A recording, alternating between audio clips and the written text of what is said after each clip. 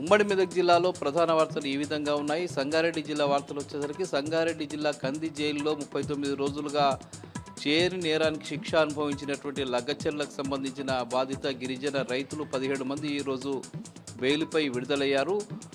Nampally court వాళ్లకు bail ఇచ్చిన నేపథ్యంలో ఈరోజు వాళ్లను విడుదల చేశారు. వారికి బయటకు వచ్చినటువంటి వాళ్ళందరికీ కూడా బీఆర్ఎస్ పార్టీ నాయకులు, బంజారా సేవాలాల నాయకులు, యువత సంబంధించిన నాయకులు వాళ్ళంతా వచ్చి పెద్ద ఎత్తున వాళ్ళ ఘనస్వాగతం పలికి వాళ్ళకు వీర తిలకాలు దిద్దారు. ముఖ్యంగా వాళ్ళ మెడలో దండలు వేసి స్వాగతం పలికారు. ఈ సందర్భంగా అక్కడ వాళ్ళు మాట్లాడుతూ ఎట్టి పరిస్థితుల్లో తాము రేవంత్ రెడ్డి ప్రభుత్వానికి భూములు ఇచ్చేది లేదని, కేవలం తాము భూములు ఇవ్వడం లేదనే కక్షతో తమ మీద అక్రమ కేసులు నమోదు చేసి 39 రోజుల పాటు జైల్లో పెట్టారని చెప్పి ఆరోపించారు. తాము ఆ సంఘటన సందర్భంగా అక్కడ లేకపోయినప్పటికీ కూడా తమపై కేసులు నమోదు చేశారని పలువురు రైతులు ఆరోపించారు. ఎట్టి పరిస్థితుల్లో కూడా తమ భూములు ఇతర వాటికి కూడా ఇచ్చేది లేదని చెప్పి తేల్చి చెప్పారు.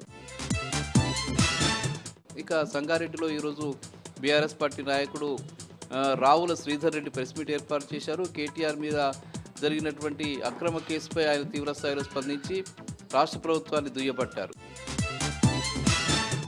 ఇక మెదక్లో మాజీ MLA Padma Devender Reddy press meet ఏర్పాటు చేసి కేటీఆర్పై నమోదు చేసినటువంటి అక్రమ కేసుని తీవ్రస్థాయిలో ఖండించారు. ఇది రేవంత్ రెడ్డి ప్రభుత్వం అప్రజాస్వామిక చర్యకు నిదర్శనమని ఆమె చెప్పారు.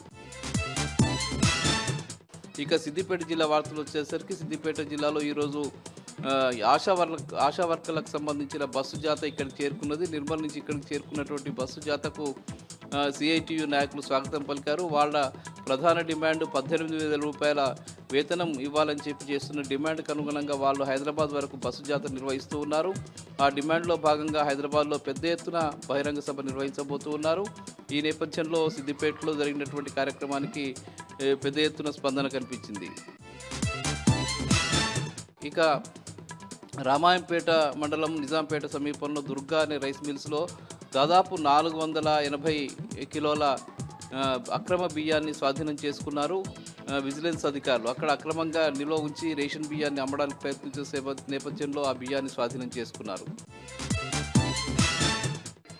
బీఆర్ఎస్ పార్టీ నాయకుడు పాల సాయిరాం ఆధ్వర్యంలో సిద్దిపేటలో ప్రెస్ మీట్ నిర్వహించి కేటీఆర్పై చేసినటువంటి అక్రమ కేసును తీవ్రస్థాయిలో ఖండించారు.